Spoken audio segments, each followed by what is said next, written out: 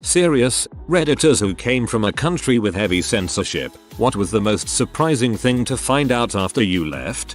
I'm from Thailand. With our less majorist law here, almost every information about the royal family that doesn't praise them get filtered out. Kids today haven't heard of King and I. Majority of the country isn't aware of many scandals revolving around the current king.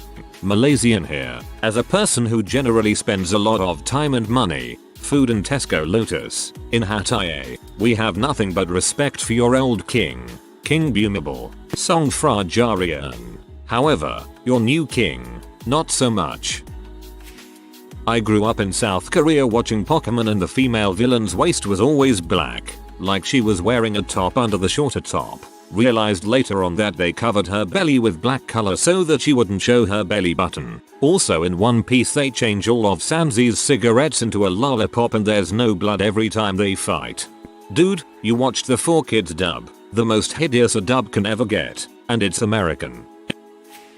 Born and raised in Saudi Arabia, so major censorship by not just the government, but society as well. I moved to Canada a few years ago so I experienced massive changes on how I viewed the world around me. It started with what you usually expect, such women's clothing, music everywhere, bars, parties, western stuffs. But the most shocking thing I realized was how the weather affected my mood every day. Growing up in a hot desert climate was always tiring to go outside for long periods of time. I remember all those times I was sweaty for just going outside to the local shop.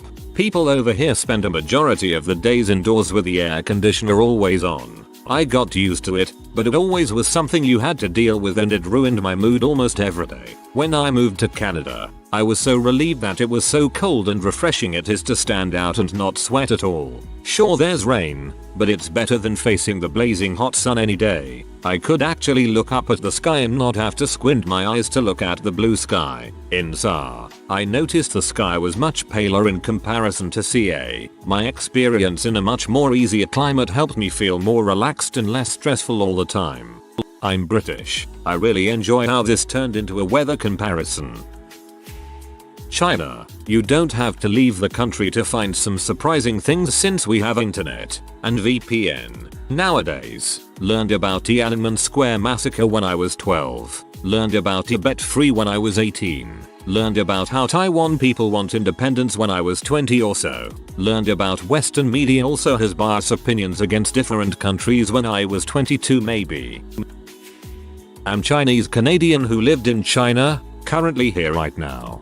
Firstly, it's pretty frustrating to see people assume the degree and effect of censorship. Sometimes it's not as bad as it could be, when you are aware that the media has bias and will report from a certain perspective. Of course, many news reports are like this even in Canada and the US. But it is much more obvious in China. I'm talking about CCTV, newspapers, and other conventional news media. They will always take a nationalistic side.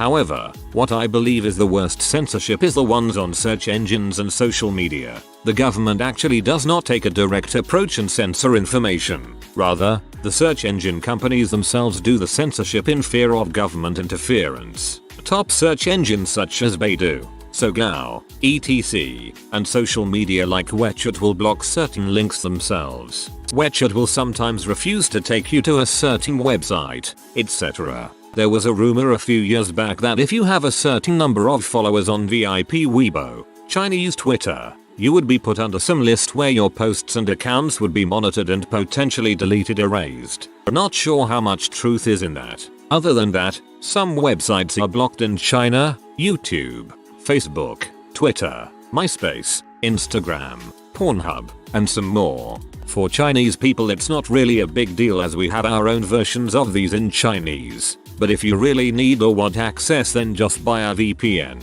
VPNs to bypass the Great Firewall are available on Taobao online shopping platform owned by Alibaba. Seriously, this stuff is technically illegal but everyone knows its existence, is super easy to purchase, and really cheap. From what I've noticed, censorship's perhaps biggest noticeable impact in daily life is that people are much more tight-lipped about controversial events, including past ones. This is just my experience and what I've noticed personally. Can't speak for anyone else. Don't hesitate to correct me.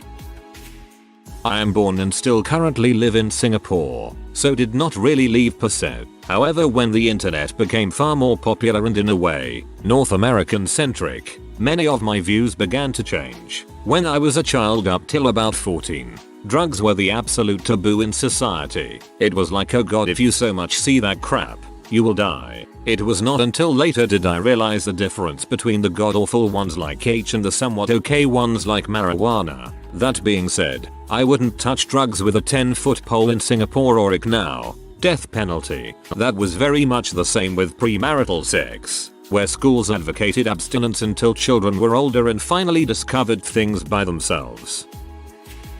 I lived in Dubai, and when I first came to the US to start college, I noticed a group of people surrounding these two old guys holding signs who seemed to be preaching. Not sure which sect of Christianity, but the conversation switched to being about politics. The students were simply yelling at each other and at those old guys, and some of them straight up cursing Obama, Christianity, and amongst other things. I really didn't know what the heck they were yelling about except hearing those obvious insult phrases. But what really surprised me the most and what made me realize that I am totally in America was that about 15 feet away were two policemen just standing there watching, not doing anything at all but kinda laughing at the whole ordeal. I think that's when I realized what true freedom of speech really means. When you can curse your own president in a public university as loud as you can while have officers just let you do it.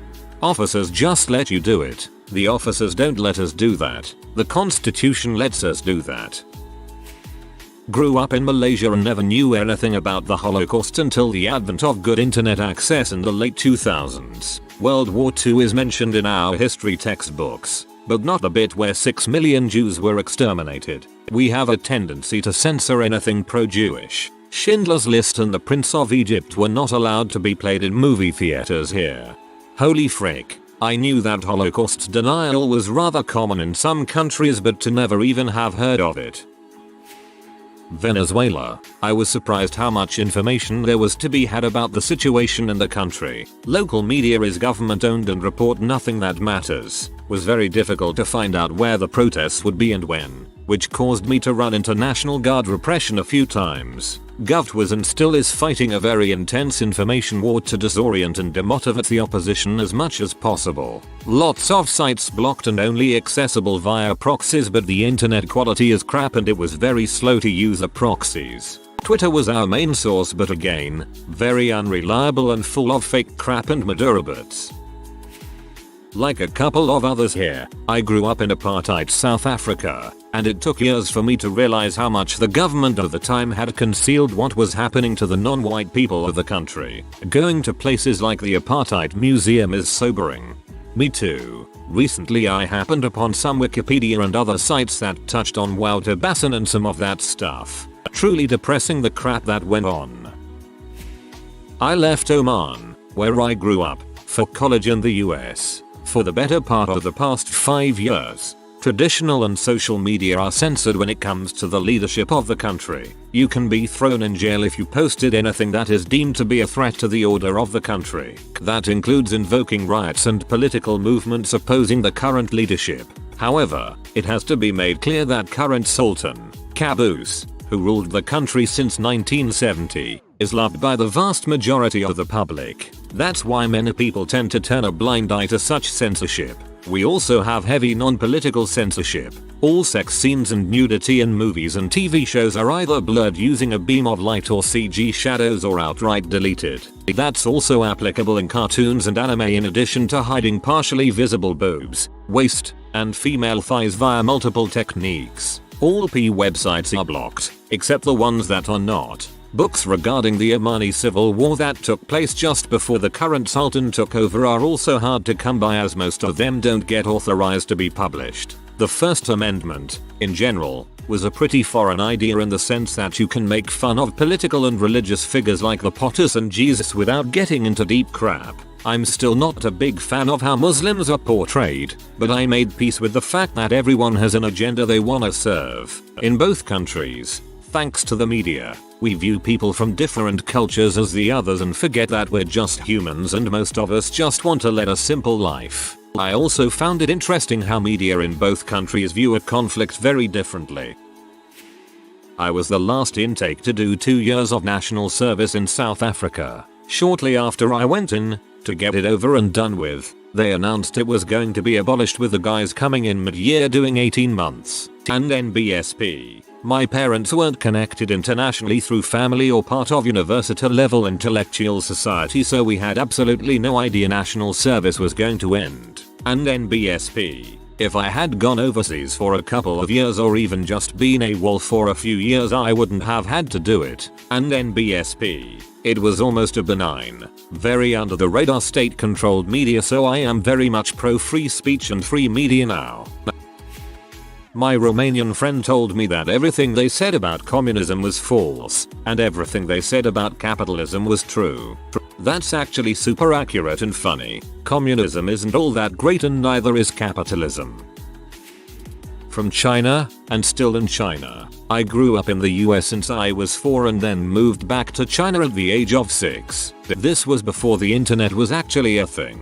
So every once in a while I move back to the States. I feel pretty surprised on how things are developing. I should probably talk about censorship in China first, I suppose. Yes, it's totally there. Google has been down since 2015. YouTube in 2007. I think that was the year. Neopets was also down in 2006, I believe. As much as it sounds surprising, most people here don't give a F. Why, you might ask? Because they knew how to live without these things. Who needs Google when you have a search engine that works well enough? Who needs YouTube when you already have Tudo and other video sites? Who would ever need something like Dropbox when thumb drives work perfectly? When they can't find what they want, most people just believe they aren't a computer person. It's not Beatty's fault. I've screamed at many people over the years for not learning to use Google even if they are in the US. Others believe a 1.5 minute ad before a video is totally fine because everybody does so. But so when you ask people to use something new, they just don't want to change.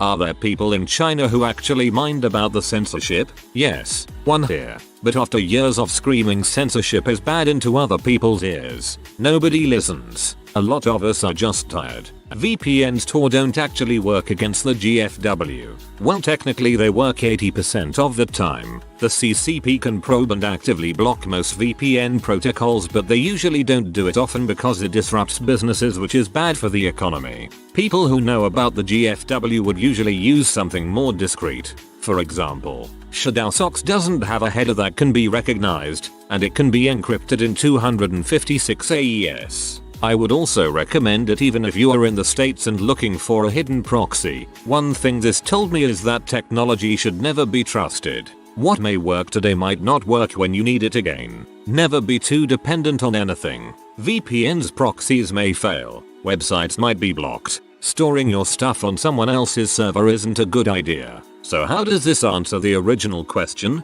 I would say that I'm surprised that people are so dependent on Google, Microsoft and more. What would happen if you store everything on Google Drive and it fails tomorrow? Are you sure that Microsoft wouldn't sell your data to someone else? People are just too trusting. Shit could happen tomorrow, and if it does, you are screwed. I say this would apply no matter where you are. And I still feel surprised that most people still put all their eggs in one basket. TLDR. The general population in China wouldn't find anything surprising, because they don't care. Some people might find it dangerous that people in the States can trust and depend on corporations so easily. A lot of movies were longer than I thought, and the scenes weren't as kinky as I expected. Disappointed. I learned that very poor people with little to no education are very aware that they are being heavily exploited by international forces. It was great to get back though. I really missed college football. So we meet again, friend. Growing up in Norway, a lot of movie violence would be censored. Imagine an action movie where, in the final fight scene, it goes straight from the hero and villain insulting each other to the villain being unconscious dead. That's TV, of course. The full version would be available on VHS with an 18-year age restriction. Then I moved abroad and learned that other countries are a lot less open about sex. For example, in English, W is an insult. That wouldn't work in Norway. It would be like trying to insult someone by accusing them of pooping in the toilet. South Africa. Just how much the world loved Mandela. To me, Mandela was a terrorist. His arrest sheet details the possession of landmines and other weapons. His party planted landmines and also bombed shopping malls, railway stations and post offices. Especially relevant since I was 2 kilometers when our local post office was bombed and my dad was in the post office several hours earlier in the day. Then he wins the Nobel Peace Prize. Mandela was certainly a terrorist, but to be fair, the apartheid state was both rogue and also a terrorist state. My mother grew up in communist Poland, and she found out in her 20s that Russia attacked Poland in World War II. Up until then, schools and textbooks were not allowed to say anything bad about Russia. I'm from China. Haven't left. Don't plan to either. After I got on the real internet, I learned about the student protest in Tiananmen Square and the Tibetan independence movement. Not sure if it counts, but anyway, I'm 16. I was born in France but moved to Tunisia when I was 2, where I lived until 2012. I lived in Tunis and now reside in NYC. First pictures of the president. I mean, yes, you do have pictures of the president here and there, but there are no flags of Trump every corner. In Tunisia, every office or something has the picture of the president with the Tunisian flag behind. Also, military being everywhere. Seriously thought tanks and the army with AK-47 and barbed wire everywhere in the main area was normal. Related to censorship, but not directly addressing the question. Didn't live there, but when I went on holiday to Bali, MTV Indonesia blurred out the backsides of Little Mix in their touch video clip, and the boob area of Zara Larsson in So Good, even though those areas already had clothes, albeit fairly skimpy ones. Not a big censorship thing, but interesting anyway. I got to USA and people here are all for censoring the left and right, and I'm like, you don't know what censorship is like. How little people understand about it, and oddly enough how many people seem to want it. Try saying anything positive about Armenia and Azerbaijan and then we'll see if you think a privately owned company not including some South Park level edgy joke is censorship. Egyptian here, sad thing is huge chance if you hated the police or insulted them online you had a chance to get jailed, so you always either praise them or shush love you police please don't jail. 3. I can't say I come from a place with heavy censorship, but once I arrived in the UK I found it really strange that a business is allowed to not only mention a competitor, but also claim that they are better than them. Imagine something like going to Burger King and seeing a label like "We are better than McDonald's because X and Y." Now imagine this with banks and network providers. Was strange at first. That Ho Chi Minh is not the brightest leader in the history, giving birth to my whole nation. Seriously, and I can live happily, being a good person without looking up to him in everything we do. He is a big history figure, yes, but a son, no. The one thing I realize is that the people who have freedom of speech are undeserving freaking rats, while people who have things with actual worth and merit to say often do not have the right to free speech. If you are new to the channel, you can subscribe. I publish new videos every day. Until then, check another video.